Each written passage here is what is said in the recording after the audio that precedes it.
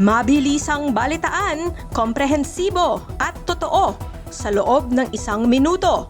Simula na ang Diskurso Tidbits. Toby Tiangco, handang tumestigo kung matuloy ang Marcos impeachment. Natatandaan niyo pa ba nang isiniwalat niyang pinagalitan ng Pangulo si Martin Romualdez dahil umano sa sobra-sobra ng pagkaganid?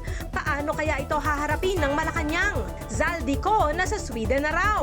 Ito ang dahilan kung bakit aalis ng bansa si John Vic Remulla. Ire-red flag na ang foreign passport na ginagamit ni Ko.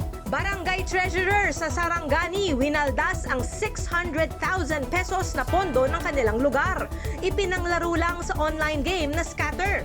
Akala mo ba ligtas ka na sa mga kawatan pag bumabiyahe ka sa eroplano? Aba, may salisigang din pala sa gitna ng mga ulap. Sa katunayan, isang Chinese national na sangkot dito ang kamakailang nadakip ng Bureau of Immigration sa NAIA. Balitang mabilis, komprehensibo at totoo. Yan ang Diskurso Tidbits. Basahin ang tungkol sa lahat ng yan at sa marami pang ibang nakatutuwa at makabuluhang balita sa diskurso.ph.